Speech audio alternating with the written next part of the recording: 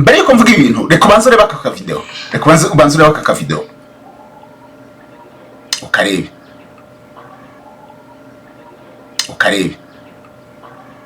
Rujugiro bivugwa ko uyu munsi turi kwa gatatu kuwa kane w'icyumweru gishize yari Pretoria muri South Africa. Pretoria yari amaze iminsi ine yaragiye gukurikirana ubucuruzi bwe, ngira ngo murabizi ko afite ubucuruzi ahanari yagira ngo na za Uganda n'ahandi. N'umuntu wihebeye ikintu kijyanye n'ubucuruzi, ngira ngo no mateka ye nza kubabwira ubucuruzi ni ibintu biri mu maraso ye. Noneho kuwa kane ari Pretoria yaje kumva atameze neza. Noneho bigeze ku munsi ejo kuwa kabiri ahagana saa 5 z'amanywa Rujugiro ngo yaje kwakira call iturutse South Africa. Baramubwira bati noneho ushobora kuza ukaza hano muri South Africa, hari ikintu kiri emergency. Icyo gihe mbere yabo icyamakuru ngira ngo ni ABC News, no ABC News cya South Africa cyaje kugena ikiganiro na Perezida wa Repubulika y'u Rwanda. Perezida avuga ko yifuza ko umubano w'u Rwanda na South Africa ugomba kumera neza. Iyi South Africa yari maze yaraciye umubano w'u Rwanda, ngira ngo byigeze bivuga ko u Rwanda rwiciye Patrick Karegeya hariya muri South Africa. Iyo operation arayibahaye. Hariyo Kayumba Nyamwasa. Uyu Kayumba Nyamwasa afite umutwe w'iterabwoba wa RNC, ndetse avuga ko uyu Rujugiro yigeze ashaka no kubafasha. Muraza kumva mu izina bita Kalimu. Izina Kalimu ni umugabo w'Umwarabu. Uwo mugabo w'Umwarabu yari inshuti ya Rujugiro. Ku munsi ngira ngo kuwa mbere nimugoroba niba atari ku cyumweru yarari mu rugo kwa Rujugiro. Muri operation barimo kuvuga umuntu witwa Kalimu.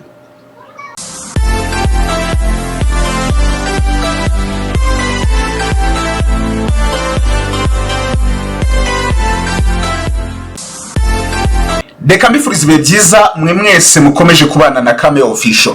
Ariko ndabanza nihanganisha cyangwa se mpe condoleance abantu babuze umuryango wa Rujugiro Tribal ayabatwa, ndetse n'abandi banyarwanda yagiye afasha mu buryo bugiye butandukanye, yaba mu gukora business. Abantu bagiye bafata urugero kuri uriya musaza ngira ngo hari n'uruhare rwe yagize kugira ngo uyu munsi u Rwanda rwe rwararubohowe.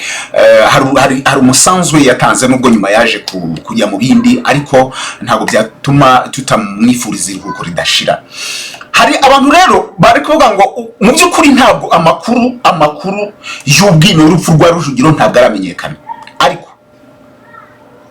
niho Kamenzira rero Rujugiro uyu munsi turi kuwa gatatu nibwo yapfuye. Ngira ngo yapfuye masaa 5 ngira ngo z'ijoro cyangwa saa 6 mu masaa y'ijoro. Rujugiro yapfiriye mu nzu ye i Dubai muri Leta Zunze Ubumwe z'Abarabu. Rujugiro mbere yuko mvuga ibintu reka ubanze urebe aka video, reka ubanze urebe aka video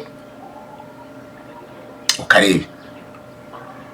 Rujugiro bivugwa ko uyu munsi turi kwa gatatu kuwa kane w'icyumweru gishize yari Pretoria muri South Africa. Pretoria yari amaze iminsi ine yaragiye gukurikirana ubucuruzi bwe, ngira ngo murabizi ko afite ubucuruzi ahanari yagira ngo na za Uganda n'ahandi. N'umuntu wihebeye ikintu kijyanye n'ubucuruzi, ngira ngo no mateka ye nza kubabwira ubucuruzi ni ibintu biri mu maraso ye. Noneho kuwa kane ari Pretoria yaje kumva atameze neza. Asa kumva atameze neza, ndetse abanza guhamagara umuntu wahafi mu muryango ye, amagara n'umuganga aramubwira ati ndumva ntameze neza, ariko kuko familie ye kuko atuye nyine muri Leta i Dubai baramubwira ati none wasimbuka ahubwo ukihuta abantu bakakurebera, aho kugira ngo ugire ibibazo muri South Africa kandi atari naho utuye. Ahita atega jet privé kuwa kane yavuye Pretoria isaa 8 z'amanywa aragenda i Dubai. Ageze Dubai ariko ntabwo byakomeje gukomera nkuko n'ubundi yiyumvaga muri South Africa. Baramuvuza bisanzwe, ariko noneho bakaza bamuha report iyo business zaragiye kureba aho ngaho Pretoria, bamuha uko gahunda nyine zimeze. Musiko afite umunyamategeko we, afite umuganga we, afite n'abantu bakurikirana business, ndetse afite n'umuryango w'abantu bamuha hafi. Bamuhaga rero amakuru y'uko business imeze hariya muri Pretoria nkuko n'ubundi n'ahandi bazimo. Noneho bigeze ku munsi ejo kuwa kabiri ahagana saa 5 z'amanywa Rujugiro ngo yaje kwakira call iturutse South Africa. Baramubwira bati noneho ushobora kuza ukaza hano muri South Africa, hari ikintu ki emergency. Umuntu ukunda ubucuruzi bwe kandi yari umusaza arareba aravuga ati se ntabwo natuma umuntu ati oya no ugomba kwiyizira. Noneho apanga gahunda yuko agomba kujya muri Pretoria, yagomba kujya South Africa uyu munsi mu gitondo. Bigize nijoro Rujugiro aje kwitaba Imana. Bivugwa ko yapfiriye mu nzu ye ari kureba biraho nyine nk'umuntu uri kuruhuka mu rugo. Rujugiro yari afite imyaka 83 nibyo bivugwa, ariko mu kiganiro yagiranye na ngira ngo na BBC muri 2019 we yaravuze ngo nta nubwo bika imyaka ye kubera ko igihe yavukiye batandikaga mu irangamimerere. Abantu bamusanze mu nzu barimo n'umunyamategeko waje mu bimbere baje kureba ko umusaza yitabye Imana, nta makuru yigeze atanga. Kubera ibyo ngibyo abantu bari guheraho, bamwe bati ni umutima, abandi bati yishwe, abandi bati yagize gute. Abarwanya u Rwanda nibo babanje gushyira izo nkuru hanze. Ngira ngo nk'abitwa ngira ngo baje turashimiye babitangaje, ngira ngo igihe cyagiye kubyandika, kandi igihe nacyo tukemera nk'ikintu kiba kiri update, nk'icyamakuru kiri update, bagiye kubyandikaho amaze amasaha 8 bitangaje. Sinzi ahantu baba babikuye. Noneho niho batangiye kugenda bavuga ngo noneho leta y'u Rwanda nawe iramuhitanye. Babihuza kuki? Mu minsi ishize ubwo twatagiraga kwibuka icyumweru cyo kwibuka ku itariki 7 Cyril Ramaphosa ari mu Rwanda, ariko Cyril Ramaphosa n'ubundi hari inama agombaga kuba ko umunsi ubanziriza mbere itariki 7 bagomba guhurira i Kigali we na Kikwete wa Tanzania, ariko noneho baba bagihuza baravuga ati reka tubanze noneho twibuke iyo nama agomba kuba. Cyril Ramaphosa arazifatanya n'abanyarwanda mu kwibuka, ariko yaje no kugirana ikiganiro na Perezida Kagame.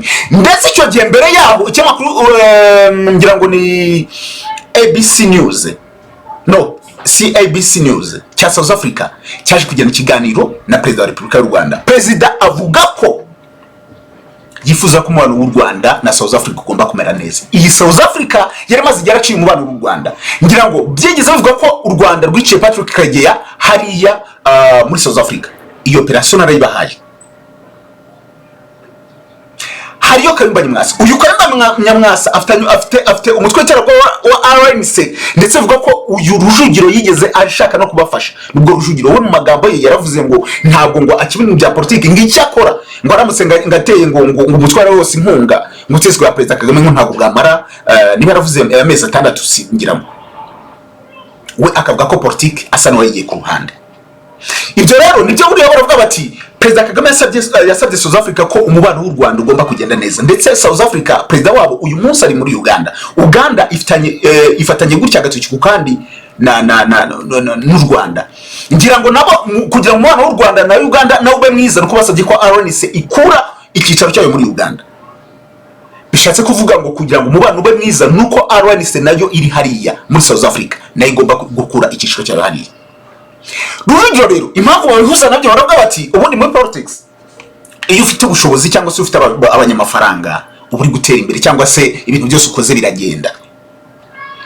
Niyo mpamvu abantu bahera bavuga ngo u Rwanda rushobora kuba rwamuhitanye kugira ngo ataza, mbese niba RNC itangiye ifite ibintu iri gukora kandi u Rwanda rukaba muri uyu mumijo na South Africa, bivuga ngo u Rwanda rufite noneho uyu munsi koherezaho n'abatasi yenda bakajya gutata bakaba ati noneho hari ibintu biri gupangwa kandi Rujugiro gushaka gutanga amafaranga, bakahita bamubwira ati bagahita bagatereka tumukure mu nzira. Ariko abantu bavuga ibyo barwanya u Rwanda bibagiza ko n'abantu barwanya u Rwanda bashobora gupfa mu buryo busanzwe. Rujugiro afite imyaka myinshi, imyaka 83, ntabwo bivuga ngo umuntu yagomba gupfa, ariko ngira ngo yari mu zabukuru, ashobora gupfa aryamye, ashobora gupfa agize gute. Ntabwo ndi gushinyagura, I'm sorry, ntabwo ndi gushinyagura, ndi kuvuga ku bantu ndi gufata ibintu byose umuntu wese w'umunyarwanda urwanya u Rwanda upfuye u Rwanda ruramwishugiza gute. Abo bantu ntabwo bapfa. Tuvuge ko muri moto mwebwe mudapfa, murapfa. So Rujugiro ikintu cyamwishe ntabwo kiramenyekana, ariko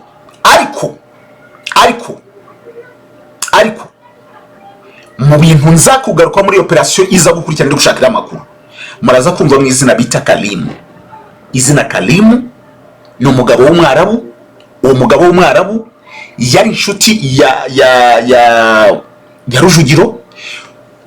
Ku munsi ngira ngo kuwa mbere nimugoroba niba atari ku cyumweru yarari mu rugo kwa Rujugiro muri operation barimo kuvuga umuntu witwa Kalemu. Gusa Rujugiro nanone ashobora no gupfa mu buryo busanzwe, abantu bagashaka kubyegeka ku bandi bantu. Ngiyo operation nza kubaha nirimo ibyo bintu byose mwebwe mukicagurira.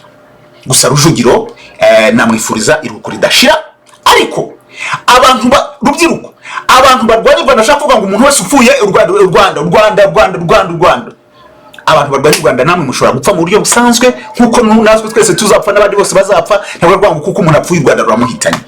Ntabwo neza ko u Rwanda rwafata kuvuga ngo rugiye gukora operation yo kwica Rujugiro navuye muri politics, utarageza nayo bama yibera mu bucuruzi, bareke kujya guhiga FDL hariya iri kuzamura ingenga bitekerezo hara muri Kongo. Bareke kujya guhiga FDL bivuga ko mu ngirango mu myaka ishize bazaga bashaka kurukirita abantu bakwi Musanze. Ntabwo Rujugiro ahangayikisha u Rwanda cyane kuruta FDL, kuruta ndetse na Kayumba. You have to know that. Niba mwebwe mumva ko muri moto, nta muntu uri moto. Ntabwo ari kuvuga ngo niba umuntu arwanya u Rwanda agapfa n'u Rwanda rwamwishe. That's a big no. Ibyo muvuge operation yuko ibintu bimeze. Niba yapfuye bisanzwe tuvuga ngo umusaza yatabarutse yararwaye iki, ntabwo ari ikintu kizi. Ngira ngo nta kibazo arafitanye na president w'u Rwanda, nta kibazo arafitanye n'u Rwanda, uretse gusa iriya nzu ntekereza ko n'u Rwanda narwo rwamutsinze, kandi ngira ngo bagiye kubura no mu nkiko zikomeye u Rwanda ruratsinda. Hari operation ngiye nababwiye mu minsi ishize byavuga ko u Rwanda byavuga ko Rujugiro yaje mu Rwanda, ndetse abantu benshi banawisa ko Rujugiro ari mu Rwanda, bamwe bakabakana abandi bakabyemeza, ariko ngewe naje kubivimuzi. Hari n'abavuga ko yapfuye ngo mu minsi mike yaravuye mu Rwanda. Ibyo bari kugenda babivuga muri operation ushobora kuba utarumvise. Reka mbanze nyikubwire, reka mbanze nyiguciremo. Mu minsi ishize ngarutse nda ku kiganiro cy'uyu munsi, sorry ku bantu nari ngize gute ku kiganiro cy'uyu munsi. Mu minsi ishize mwumvise cyangwa se mwabonye inkuru zivuga ko Rujugiro ayabatwa tribel yabari mu gihugu cy'u Rwanda. Yaravuzwe, abantu benshi barabivuga, abandi babitanga ama comments mu buryo bugiye butandukanye, ariko mu biganiro byose mwabonye cyangwa se mu makuru yose mwumvise, nta kiganiro na kimwe cyavugaga ese koko ari mu Rwanda cyangwa ntabwo ari mu Rwanda, ese byavuye he, byazanywe nande, ese koko niba ari mu Rwanda ari gukora iki, yatumwe nande, yahamagaye nande. Icyo kiganiro nge nabakibonye n'amakuru ndayumva, ariko binsaba ko nkuko nabibabwiye nzajya nkora ubucukumbuzi. Navuga nti se Rujugiro ari mu Rwanda, ibyo naye ndabyibaza. Ese niba ari mu Rwanda yaje gukora iki, yatumweho nande, byagenze bite?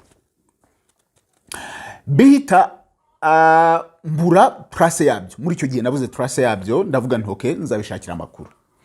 Ku munsi w'ejo ubwo narimo nshaka gutegura ikiganiro nzakora, nibwo nabonye inyandiko n'akantu kameze nka screenshot kari ku mbuga nkoranyambaga kuri Facebook, kampa amakuru, bita bituma ntagira gucukumbura kuri ayo makuru ya Rujugiro. Mu by'ukuri ibi bintu yenda kugira ngo tuze kubijyamo neza, muri 2019, mu mwaka wa 2019 ubundi byatangiye ku itariki ya 28 z'ukwezi kwa kabiri muri 2019. Kuri iyi tariki, kuri itariki ya 28 z'ukwezi kwa kabiri 2019, wari ambasaderi w'u Rwanda muri Uganda yari Major General Frank Mugambage, yagiye muri ofisi ya President Yoweri Kaguta Museveni. Icyo gihe yaramushyiriye urupapuro cyangwa se liste y'ibyo u Rwanda rwifuza Uganda ishobora gukora. Icyo gihe hari abanyarwanda bari bafunze bazira ngo ko ari bamaneko b'u Rwanda, hari ibibazo byinshi hagati y'u Rwanda na Uganda. Ariko nanone byari byatangiye muri 2017 kuko umuntu wa mbere w'intere rwose bari bazahaje yajugunywe ku mpaka w'u Rwanda mu mpera z'umwaka 2017. Icyo gihe niho ibibazo by'u Rwanda na Uganda byatangiye gutangira biragenda bizamuka. Muri 2019 rero byari bibaye inshuro nyinshi, ndetse u Rwanda na Uganda bari bagiye mu nama nyinshi zari zagizwemo uruhare na Perezida Kisekedi na Joe Lorenzo Wangora kugira ngo habeho ubuhuza, ariko bintu birananirana. u Rwanda rero nubwo rwabonaga ko abantu bari kugenda barengana mu by'ukuri mu buryo bugiye butandukanye b'abanyarwanda, bahita batanga mu demande cyangwa se ibyo bifuza ko Uganda ishobora gukora kugira ngo umubano w'u Rwanda ube wamera neza, cyangwa se abanyarwanda bafite ibibazo babe mbese umubano ube waba mwiza. Muri ibyo bintu bari basabye Uganda kugira ngo bakore harimo guhagarika business y'umukire Rujugiro yakoreraga mu gihugu cya Uganda. Iyi business ya Rujugiro yari uruganda rwitwaga Meridian Tobacco Company Limited. Uru ruganda rwakoreraga muri Uganda, ariko bikavuga ko ngo yanakuragamo amafaranga afasha umutwe wa RNC ngo kugira ngo bakore recruitment y'abanyarwanda bajya muri uyu mutwe, ndetse ngo n'abajya mu ishyamba rya Kongo kugira ngo bazakora ubutegetsi bwari buriho mu Rwanda. Ndagira ngo tugende kuri ibi bintu neza, twinjire muri ibi bintu neza, uze kumva uburyo ki Rujugiro ari mu Rwanda, cyangwa se yaba arashatse kuza mu Rwanda, cyangwa se yageze mu Rwanda. None iki gihe hari haciye nanone muri 2018 Rujugiro yari yarafatiwe imodoka zari zivuye mu Rwanda zivuga ko ngo zigiye ngo muri Kongo, ariko bikavuga ko ngo ari uburyo bwo kugemura sinzi, ariko nanone zari imodoka yaraguza ahubwo ashaka gushyira uyu mutwe wa RNC cyangwa se FDLR yari mu mashyamba ya Kongo. Icyo gihe polisi y'u Rwanda yari bibonye ifata izo modoka. Iki gihe Museveni kuri iyi tariki ya 28 Museveni ntabwo yigeze yumva ambasaderi w'u Rwanda. Yarabibonye nkuko babimusabaga arabireka. Ku itariki ya 10 z'ukwezi kwa gatatu uwo mwaka, hari mu mwiherero w'abayobozi bakuru b'u Rwanda, nyakubahwa Perezida wa Repubulika y'u Rwanda ari mu mwiherero yavuze kuri ibi bintu, avuga ku banyarwanda batesekaye, avuga ku banyarwanda bafungwa, avuga ku bintu byinshi. Muri ibyo ngibyo nanone yanavuze kuri uyu Rujugiro aya batwa Tribel, avuga ko yabiganirijeho Museveni, akamubwira ati rero abantu b'abanyarwanda barahohoterwa, mbese amubwira ibibazo byose bihari, ariko Museveni aramubwira ati ikibazo abanyarwanda mugira nuko mutazi gutandukanya business na politike. Nuko mutandukanya business na politike. Ati business nta yitandukanye na politike. Mu yandi magambo Museveni arashatse kumubwira uti ngewe umuntu ukora business mu gihugu cyanjye ntacyo rwose namukoraho.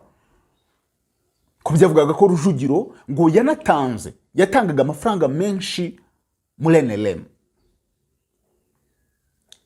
ya Museveni. Ari nayo mpamvu umutwe wa RNC wakoraga mu buryo bweruye ngo ku butaka bwa Uganda. Ku itariki ya 18 uwo mwaka z'ukwa gatatu, ubwo nuvuga ngo hari haciye iminsi 8 gusa Perezida Paul Kagame yabivuze mu nama, Rujugiro yagiranye ikiganiro n'ikinyamakuru The New Vision.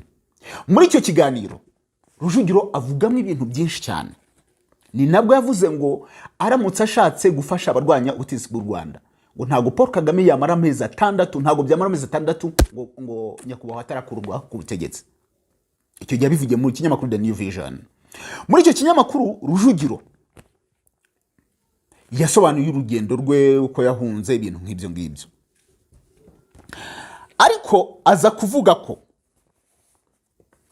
nyuma y'iminsi mike yahunze mu kwezi kwa 4 muri 2010, kuko Rujugiro yagiye muri izo za 2010 nyuma, mbese yagiye muri iyo myaka nawe. Mu kwa 4 muri 2010 ngo agiye kumva yumva telefone iramuhamagaye. Icyo gihe ari muri South Africa. Telefone yari ivuye kwa nyakubahwa umubyeyi w'igihugu Madame Jeannette Kagame. Iyo telefone yamubwiraga ko umukuru w'igihugu ashaka kuganira na Rujugiro,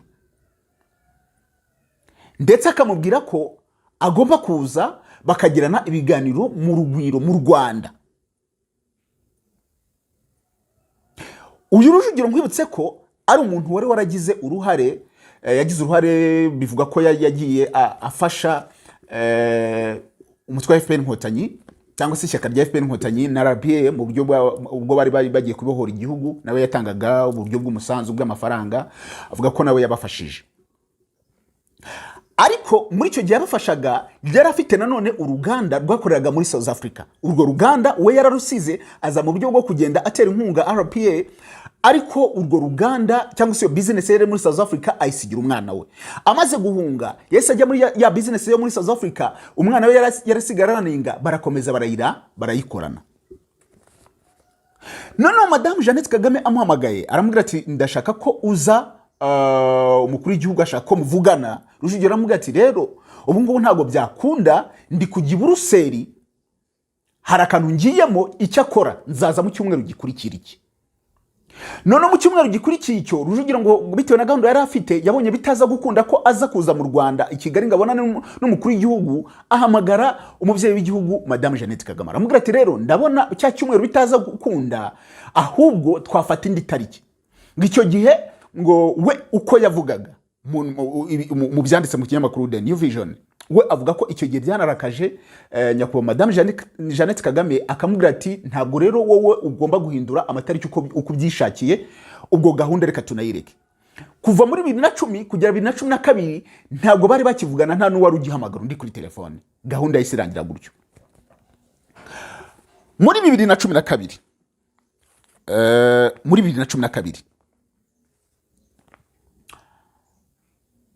yaje kubona intumwa yari ivuye mu gihugu cy'u Rwanda. Uyu nguyu yari umuntu witwa Andrew Mwenda. Uyu ni umunyamakuru w'umugande, afite ikinyamakuru bita The Independent. Uyu munsi Andrew Mwenda ni nawe umuvugizi wa MK Movement. MK Movement ni ishyaka rya General Muhoozi Kainerugaba, binavugwa ko uyu nguyu ashobora kuzasimbura Yoweri Kaguta Museveni ku butegetsi muri 2026. Ni bivugwa. Ariko uyu mugabo, uyu Andrew Mwenda, muri iki gihe muri 2012 yari umujyanama wa Perezida wa Repubulika. Nkwibutse ko na Rujugiro guhera muri 2016 yari umujyanama wa Perezida wa Repubulika mu bijyanye n'ubukungu. Mu myaka yari ibanje, mu myaka mike yari iri imbere muri 2011 cyangwa se 2010 gutyo, uyu Andrew Mwenda nibwo yari yashyizwe muri PAC. ni Presidential Advisory Committee. Ni abajyanama bari mu buryo buri international, mu buryo buri navuga ngo nabajyanama b'umukuru w'igihugu ajya ahura nabo sometime buri mwaka. Haba harimo abantu bakomakomeye, ndibaza ko nko muri 2006 ubwo Rujugiro yashyirwagamo harimo na Tony Blair, hagiyemo Rick Warren, hagiyemo Donald Kaberuka. Mbese n'abantu benshi kandi bafite amazina akomeye bagira inama umukuru w'igihugu ndetse na guverinoma muri rusange. Ndetse ubwo Perezida yajyaga mu nama y'UN ejo bundi nabwo bagiranye inama nabo bajyanama. Uyu Andrew Mwenda rero wari umujyanama wa Perezida wa Repubulika muri icyo gihe yagiye muri South Africa. Muri South Africa kugira ngo ahure na Rujugiro. Icyo gihe yaragiye kumubwira iki? Yaragiye kumubwira ngo yandike ibaruwa asaba ko yaza mu Rwanda yahura n'umukuru w'igihugu, ariko noneho ngo ashyiremo ko asabye n'imbabazi. Noneho ngo Rujugiro ibaruwa yarayanditse, ariko ntiyashyiramo ako kantu ko kugira gute ko gusaba imbabazi. We nibyo avuga muri The New Vision. Ubwo ndi muri 2019. Adashyizemo ako kantu ngo yayihaye Mwenda, ibaruwa Mwenda arayanga, aravuga ati ntabwo nashyira Perezida ibaruwa imeze gutya. Ibaruwa wanditse itarimo no gusaba imbabazi, ntabwo ibaruwa rwose nayijyana. Rujugiro nawe aravuga ati se ndandika ibaruwa nsaba imbabazi ziki? Ibaruwa arayireka. Ubwo birangira gutyo ibaruwa itaje. Ubwo bibaho Rujugiro akomeza ibintu bye, akomeza akora business ze, akomeza gufatanya n'abarwanya ubutegetsi bw'igihugu, abatera inkunga mu buryo bumwe cyangwa ubundi, mbese ibintu byinshi. Gusa we yagiye abihakana. Biza kugeraho haza kuba ibintu byo guteza inzu ye icyamunara bitewe nuko hari imisoro atishyuraga ya leta. Byaje no kubimanza nyinshi. Rujugiro aza gutanga ubutumwa abwira abantu ngo inzu ye ngo azagaruka ngo ayisange. Kugeza ubwo byigeze bihwihwiswa bikavuga ko Rujugiro ngo hamagaraga abantu ngo bari bajyaga kugura ibibanza muri Kicukiro hari inyuma y'akarere ka Kicukiro muri Kagarama, ngakareba nk'umuntu bakamubwira ati yaguze ikibanza, wenda bakamubwira ati kame yaguze ikibanza, nkajya kubona nkabona nka telefone irampamagaye akambwira ati rero inzu zubaka uzayishyiraho amapine kuko ninza ubutaka bwanyu uzabumpa nubwo wabuguze na leta. Ibyo bibaho ngaho, ariko abantu urumva ntabwo nanone waguze na leta se babiraho. Ibintu bibaye aho ngaho, Rujugiro akomeza kujya muri ibyo, haza kubaho nuvuga ngo guhera muri ibyo 2012 uzamuye hajya habaho abantu barwanya ubutegetsi benshi bagenda bahura n'ibibazo. Mwumvise urupfu rwa Patrick Karegeya muri 2014 ku itariki ya mbere uko yayiciwe muri hoteli, ndetse benshi bakanavuga ko ngo ari u Rwanda gusa. Muri operation yo kwica Patrick Karegeya ntaho u Rwanda rugaragaramo cyane, ko banafasha abantu bikavuga ko ari abantu ahubwo babaga mu ishyaka rye ryarabonetse bashaka kugira ngo bamuvutse ubuzima. Haje kubaho iraswa inshuro nyinshi bya Kayumba Nyamwasa, mbese n'ibindi bintu bigiye bitandukanye. Rujugiro ariko nk'umukire akagenda ava mu bihugu bimwe ajya mu bindi. Ubu tuvugana Rujugiro yari kuba mu bihugu by'Abarabu. U Rwanda rero rwaje kugirana imikoranire myiza cyangwa se imigenderanire cyangwa se gufatanya n'ibihugu by'Abarabu, cyane cyane Qatar. Qatar yagize uruhare rukomeye cyane mu kugira ngo navuga ngo mwirekurwa rya Paul Rusesabagina. Kubera iki? Hari harimo ko Amerika yaratangiye gusa naho ipushinga cyane, baratangiye gukora ibintu navuga ngo mbese byari wabonaga ko batari ibintu byiza ku ruhande rw'u Rwanda, ariko Qatar niyo yagize uruhare ijyamo hagati muri iyo intervention kugira ngo Paul Rusesabagina arekurwe. Ariko nanone habaho imbabazi, umukuru w'igihugu yamuhaye imbabazi, nawe yandika ibaruwa asaba imbabazi koko yemera ibyo bintu, ariko hari habayemo intervention ya Qatar. Qatar n'uyu munsi ikaba ariyo yagize uruhare. Bivugwa ko Qatar yari ifite yari yarasinye amasezerano n'ikipe ya Bayern Munich yo mu Budage. Noneho iyi kipe amasezerano ya Qatar aza kurangira, aje kurangira ihita ivuga ati ariko mfite umuntu nabaconnecta, cyangwa se mfite abantu nabaconnecta, mugakomeza gukorana amasezerano nayo babakonekta igihugu cy'u Rwanda. Nibwo amasezerano yashyizweho umukono ku itariki 27 z'ukwezi kwa munani muri 2019. Amasezerano naravugisha abantu benshi, ariko Qatar nk'igihugu kizi ibintu bijyanye na business, igihugu gikora ibintu bijyanye n'ubucuruzi, kuko Qatar iriya Emirates yabo ngira ngo mwabibonye ku myambaro y'amakipe menshi kuva zamani. Izi rero biriya bintu icyo bivuze, u Rwanda narwo ruzi icyo bivuze, kuko niba warasinya amasezerano na Arsenal, ugasinya amasezerano na PSG, ubuzi inyungu uri kubikuramo. Kuko uyu munsi Visit Rwanda yamaze kuba vilo cyane. Babonye rero ko ari inyungu, baravuga ati rero nk'inshuti reka tubaconnect. Umubano w'u Rwanda na Qatar ni ikintu ndashidikanywaho, ngira ngo mwabibonye mu nama ya CHOGM. Ubundi Qatar ntabwo arimo Commonwealth, ariko igikomangoma yaraje, uriya mugabo yaraje aza mu Rwanda ku butumire bw'umukuru w'igihugu gusa, amutumiye gusa nk'igihugu cyari cyakiriye CHOGM, nk'inshuti ye aramutumira araza. Perezida Kagame nawe ubwo imikino ya World Cup yaberaga muri Qatar Doha, nawe yagiye wari mu bantu hatangije igikombe cya World Cup. Ibi rero bigaragaza umubano Qatar nk'igihugu cy'Abarabu cyari gifitanye n'u Rwanda. Rujugiro rero nk'umuntu w'umukire, ariko nanone ufite umuryango, ndagira nkubwira ngo mu bihugu byose Rujugiro abamo, yaba muri South Africa yaba hehe, abaho nk'impunzi. Mu kiganiro we yakoze avuga uburyo yagiye afasha FPR, yavugaga ko ntabwo yarameze nabi, ntabwo yarabayeho nabi, yenda ndaza no kubashyira mu cyegeranyo namukozeho, ntabwo yarabayeho mu buzima bubi, kuko yari afite amafaranga nubwo yagiye agira ibibazo yenda na leta z'u Burundi agahunga akagira gute, ariko yari afite amafaranga.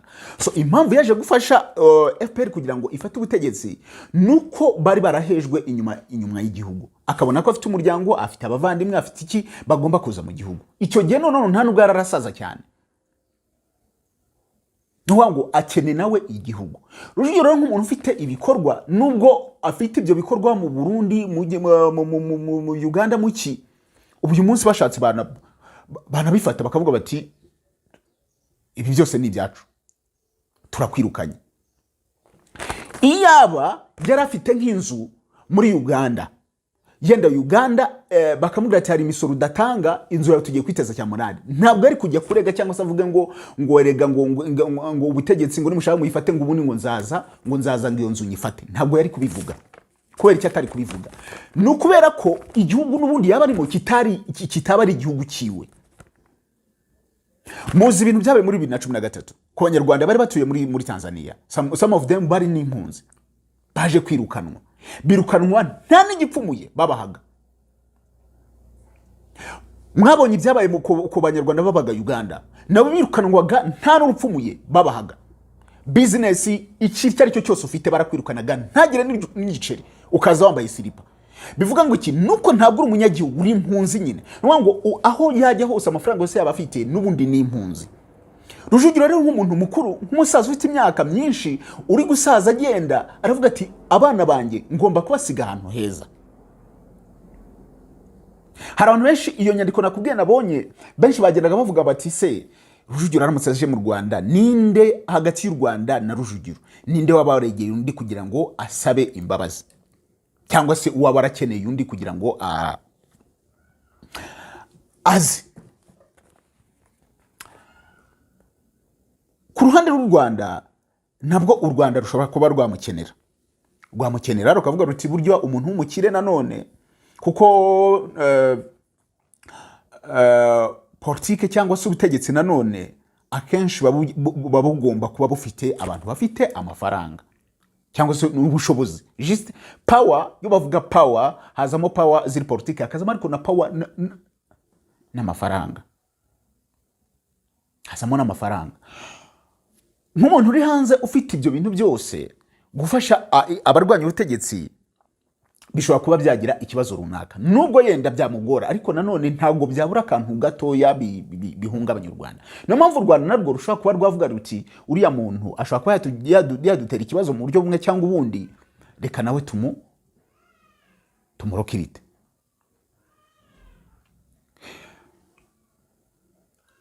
Bari abantu urabona mu Rwanda haba abantu benshi ndetse cyane barwanya, ndavuga bari hanze barwanya ubutegetsi bw'u Rwanda. Benshi bafunguye ama YouTube, abandi bagize gute, bahora bavuga Rwanda.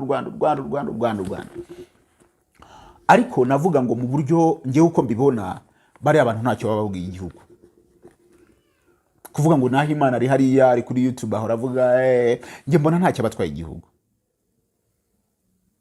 Nubwo yenda bivuga biraho, ariko umuntu uba ufite ikintu atwaye igihugu mu buryo bumwe, ni umuntu navuga ngo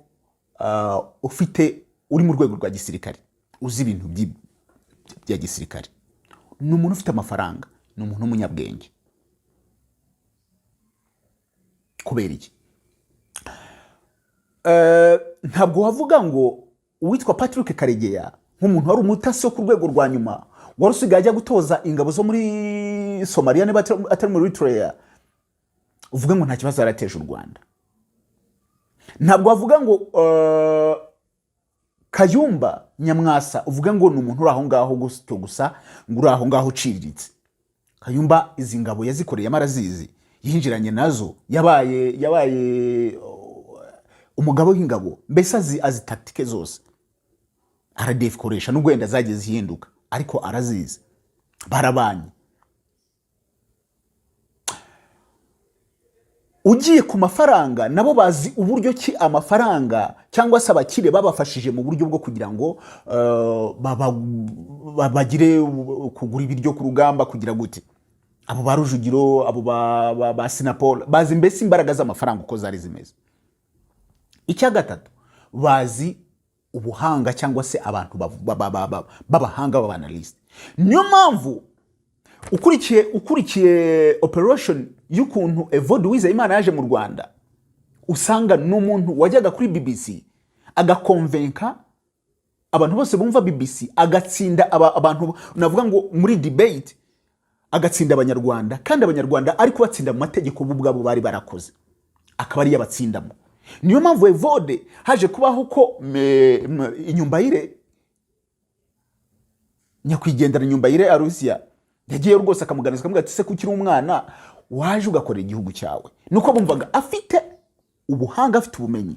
Yanaje koko yagize n'uruhare mu guhindura itegeko nshinga ndetse n'amategeko menshi u Rwanda rwagenaga. Uyu munsi yicaye mu nteko ishinga amategeko umutwe w'abasena. Nibyo bishatse kuvuga ngo aba bantu bahanga, abanyamafaranga, abasirikare, aba bantu b'abanyamafaranga b'abasirikare nibo bavuga ngo yenda leta ishobora kugira. Naho umuntu ujya kuvuga amacakubiri niki, nge ntekereza ko nta nubwo nawe yenda ari bari kugira ngo gire, ariko ntekereza ko leta ibifite cyane kuvuga ngo uriya muntu. Niyo mpamvu vuga ngo kuri Rujugiro u Rwanda rwo rushobora kuba rwajya imbere, ukavuga ati umuntu afite ibikorwa mu Rwanda, ashobora kuzaga abantu akazi, yahaga abantu akazi ya. Ariko nanone Rujugiro nawe nk'umuntu uvuga uti arashaje, arimo arabyina avamo, afite abana, afite abuzukuru, afite iki, abo bose bakeneye gusazira cyangwa se kugira gakondo yabo, aho nta muntu uzababwira ati birahindutse mugende. Kuko uri mu Rwanda, uri umunyarwanda, none se barakubwira ngo birahindutse ijyahe. Ariko uri muri South Africa, uri hehe, nko muri South Africa hari icyo bita xenophobia, abanyafurika nabo ubwabo birukanwa. Ntumvise ko muri Amerika bari kugenda birukana abantu. So kuvuga ngo rero Rujugiro nawe n'umuntu utekereza, ashobora kuvuga uti abana banjye ese bazasazira hehe, reka njye kwiyunga n'ubutegetsi bw'u Rwanda. Akaba yamagara akavuga ati rwose burya biriya byose rwose nsabye imbabazi cyangwa iki. Iyo urebye muri mu bintu bya politike, genda babizi cyane, bazajya banaduha ibitekerezo, banatubwira ati turashaka ko twagirana ikiganiro, biremewe. Ariko uvuga politiki itari y'amacakubiri, gutanga ibitekerezo byubaka abanyarwanda, you are all welcome kuri Kame TV show. Ariko umuntu uzana amacakubiri ugira gute, you are not welcome. So niyo mpamvu nanivuze ngo abazi bya politiki cyane barabizi, baravuga ngo politiki nta mwanzi uhoraho, nta n'inshuti ihoraho, byose biterwa n'ikintu gihari, biterwa n'igihari. Rujugiro ashobora no kuba muri icyo gihe yenda ubwe nta n'ikibazo afitanye n'u Rwanda, nta n'ikibazo afitanye n'ubutegetsi, nta n'ikibazo afitanye na leta, ahubwo yenda harabayeho amakosa agiye abaho y'abandi bantu yenda bagiye bakorana nawe, akajya mu gatebo kamwe bikagenda gutyo. Kuvuga ngo kiriya kintu cyo kuvuga ngo inyubako se leta ubwayo, UTC ntabwo ari ikintu cyahatari, ntabwo ari ikintu cyahatari. Ngira ngo mwabonye inyubako ya Rwigara basenye, ngira ngo arusha agaciro UTC, ntabwo ari ikintu cyahatari. Kuba Rujugiro nawe ubwe amafaranga afite kuba yaza kubaka n'indi, ntabwo ari ibintu byahatari. Leta nawe kuyifatika yimusubiza, ntabwo ari ibintu byahatari. Kumubwira ati ishyura ayo madeni, ntabwo ari ibintu byahatari. Ahubwo habamo kuvuga ngo Rujugiro ashobora kuza akavuga uti ngewe nakoze amakosa, ngira gutya, nkora amakosa ya naya, rwose cinkoni zamba, bagaca inkoni zamba bakamubabarira. Cyane ko Rujugiro nta na mandadare yigeze mushyirirwaho nk'abakayumba n'abandi, nta mandadare yigeze ashyirirwaho avuga ngo yenda ngo agomba gufatwa, ngo inkiko zo mu Rwanda ziramutegereje kugira ngo azaburane ibyaha binibi. Gusa bivugwa ko yajyaga mu mitwe, gufasha imitwe y'iterabwoba. Rero nagarutse kuri Andrew Mwenda, byaje kugera muri 2019 Andrew Mwenda perezida aza kumukura mu bajyanama be, kubera navuga ngo yenda hari mu ibibazo biri politike hagati y'ibihugu byombi. Urumva Andrew Mwenda n'umuturage w'igihugu cya Uganda, ariko none yari umujyanama perezida. Ubwo byaje kuba ngombwa ko bamukuramo mu bajyanama b'umukuru w'igihugu, bamukura muri PAG. uyu muri bibiri na makumyabiri, nyuma y'uko u Rwanda rumaze kugirana imigenderanire neza n'igihugu cya Uganda, boda zigafungurwa, haje kubaho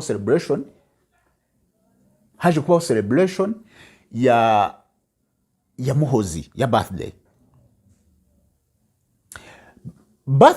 ya Muhozi. Ni ikintu cyari cyabaye mu buryo, ntabwo ari kuvuga ngo urumva habanje kubaho celebration, president nawe yagiyeyo, Muhozi nawe aza mu Rwanda. Ntabwo biriya byari birenze kuvuga ngo ni celebration ya birthday ni ibintu bisanzwe, president yari yagiyeyo barayifeta birarangira, ariko aza kuvuga ati ndaza kucelebra mu Rwanda, ndetse yakirwa n'umuryango w'umukuru w'igihugu. Uyu Muhozi wavuga ngo niwe umuvugizi we yari umujyanama wa president. Bivuga ngo Muhozi naba president, Andrew Mwenda azakomeza abe umuvugizi. Ngira ngo mumva relation irimo, azakomeza abe umuvugizi wa MK wa Muhozi, yari n'umujyanama wa president w'u Rwanda. Najya kuri nafata power, nuvuga ngo igihugu nyine azaba gifite gutya. Rero kubera ko Rujugiro yamaze kubona ko u Rwanda noneho rwamaze kugwa miswi n'igihugu cya Uganda, kandi noneho Muhozi akaza afite imitekerereze itandukanye n'iya papa wiwe, kuko papa yasubije Perezida Kagame aramubwira ngo ikibazo abanyarwanda mugira nuko mutandukanya politiki n'ubucuruzi, ariko Muhozi warabitandukanya kubera ko wabonye ko uko yandikiye Kayumba Nyamwasa aramubwira ati ibikorwa byawe ntabwo nzigera nemera ko ukorera ibikorwa by'iterabwoba mu gihugu cyanjye, ku butaka bw'igihugu cyanjye. Wabonye ko bahambirije abantu barwanya ubutegetsi. So bivuga ngo Rujugiro yararebye aravuga ati uyu musore najyaho cyangwa se Muhozi najyaho, nzaba ndi mukanga tete na business zanjye.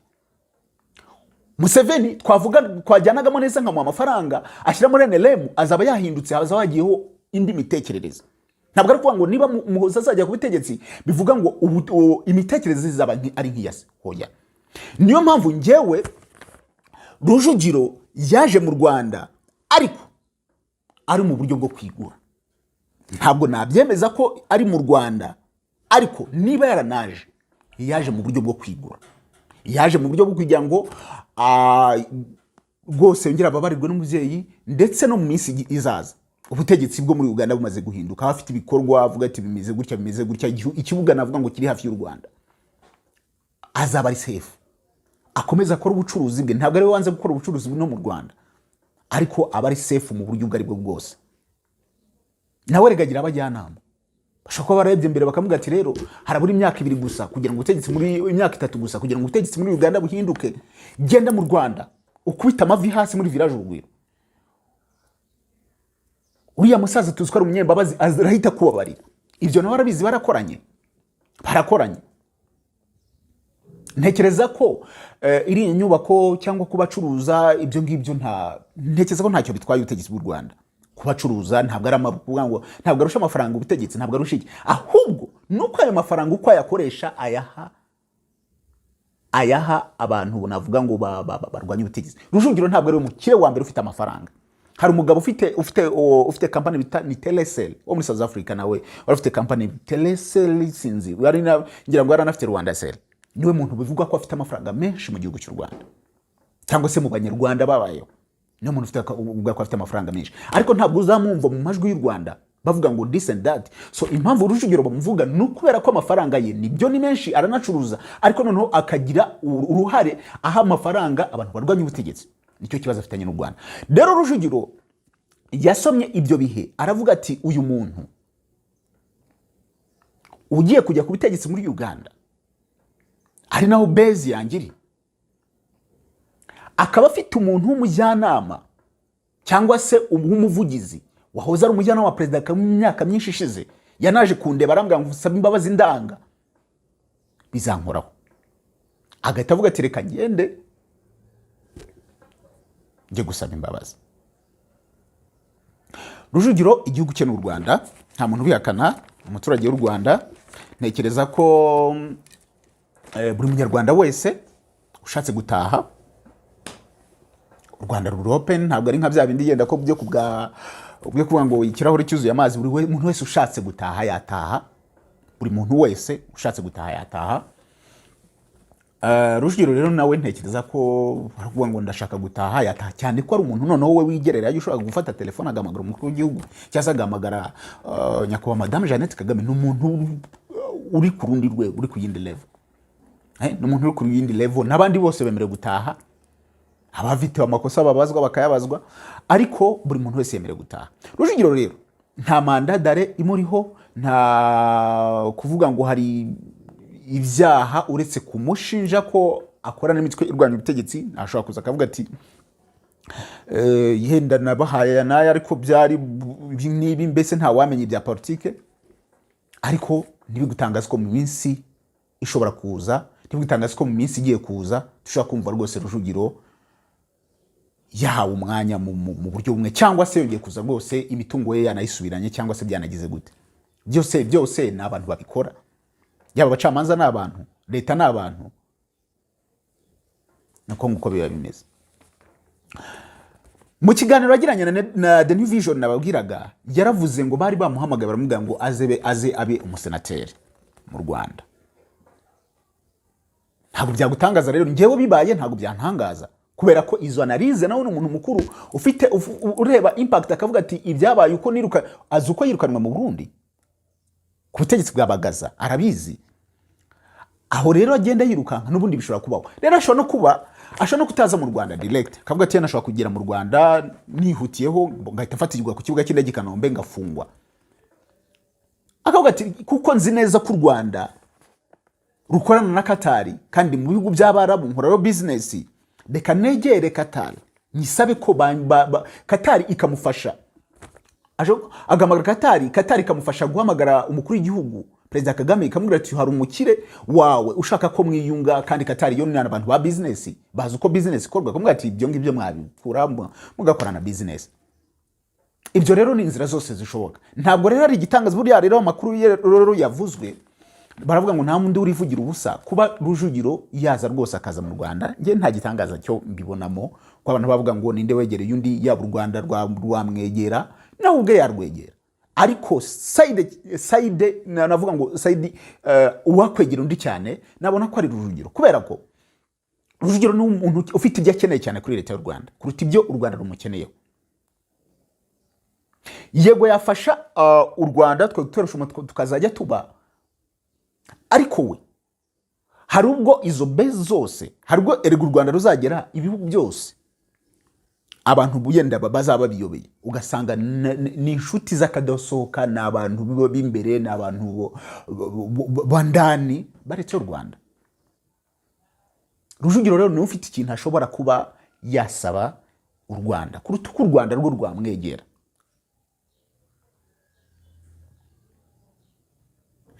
Yenda ashobora no gushyirwa, urumva mu byabwaga yenda ngarutse muri 2014 kugera muri 2019 habagaho abanyarwanda bagafungwa, n'umukuru w'igihugu yabivuzeho, abanyarwanda bagafungwa. Hari umugabo umwe yakoraga ku modoka za dodo, imodoka za dodo zijya muri Uganda, zitwara abagenzi muri Uganda.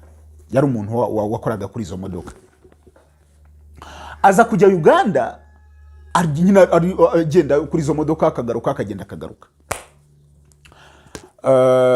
Muri kiriya gihe rero haza kubaho nyine iyo crise za kuba ibayeho, baramufata baramufunga. Bamufunze igihe kingana n'ukwezi muri Uganda. Bamaze kumufunga igihe kingana n'ukwezi muri Uganda. Muri Uganda habaga muri gereza zabo haba icyo bita ubutinganyi bwo ku rwego rwo hejuru. Bakazajya bamusambanya mu kibuno nyine abandi bagabo. Urumva umwaka wose abantu bagusambanya mu kibuno, umugabo ntabwo arakigira gitangira, ashobora kuba yaranambaraga pampa. Noneho biza kurekura umwaka urangiye, ibintu bimaze kugira, baraza kumurekura. Bamaze kumurekura basanze koko nta ruhara afite, atari maneko, atari iki, baramurekura. Arakomeza arakora kuri za modoka za dodo. Akomeje gukora kuri za modoka za dodo, byaje kugeraho aza kuzana ibintu bya foroda bivanye muri Uganda abizanye mu Rwanda.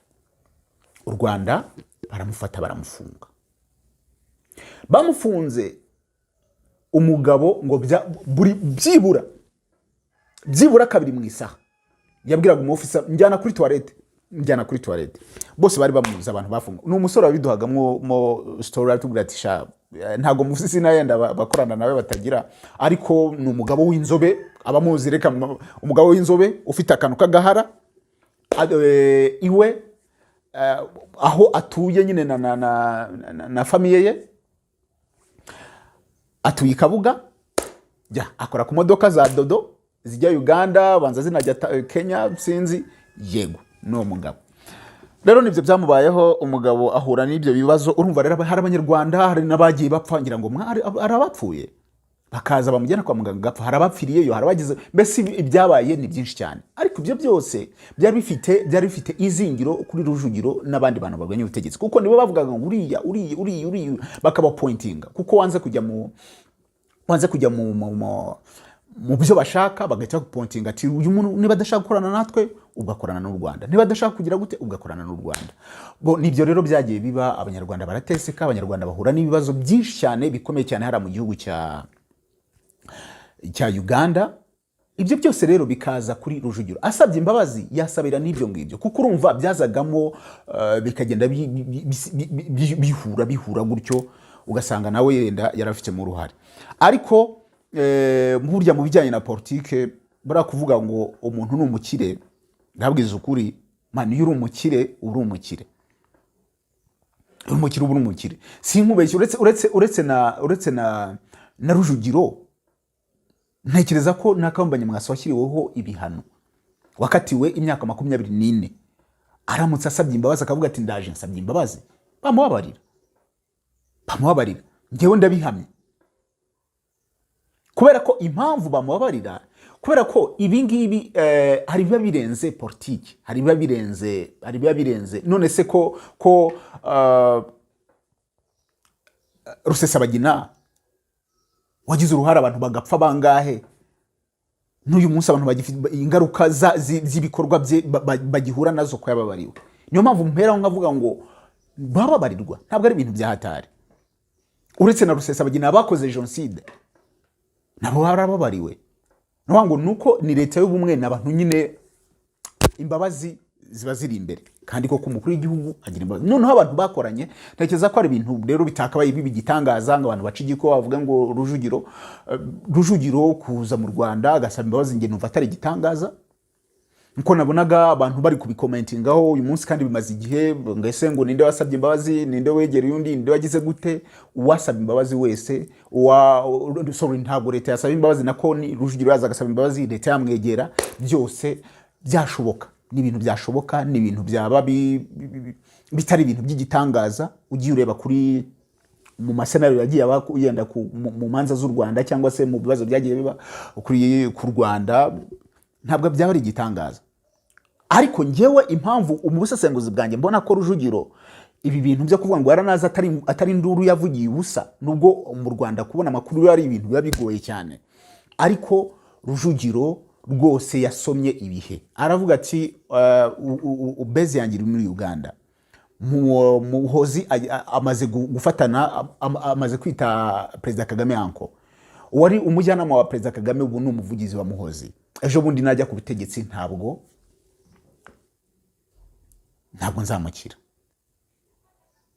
ashobora kunyirukana n'ibintu byanjye ugasanga ikindi akareka akavuga ati ubuhunzi nabayemo yabaye impunzi n'uyu munsi ni impunzi akavuga ati ntabwo nshaka umuryango wanjye uzasazira mu buhunzi reka nabo bagire igihugu bagire passport y'igihugu cyabo bari ahantu bavuga ati ndatuje nta muntu wanyirukana nzasaza n'ubuvivure n'ubuvivi buzaza buhabe agafata uwo mwanzuro kandi nta nubwo yaba ari umwanzuro ugayitse ntabwo yaba ari umwanzuro usebeje rero mu buryo ki yabicishamo hari uburyo bwinshi washobora kwihamagarira ashobora gutuma ashobora guca kuri Katari uyu munsi iri gukora amadira akomeye cyane yo kunga mwumvise amafaranga Biden yatanzaga niba ari Iran sinzi bari barafashe byose byaciye kuri Katari babanza ari kohereza kuri Katari amafaranga Katari riri gukora deal zirenze abantu bose bari kugira bari gushaka ubuhuza n'iki bari guca kuri Katari ibyo rero ni bya Rujugiro navuze nti yenda ni kigana ndimo nkora ariko mbona ibyo bintu ndavuga nti ntabwo nagenda yenda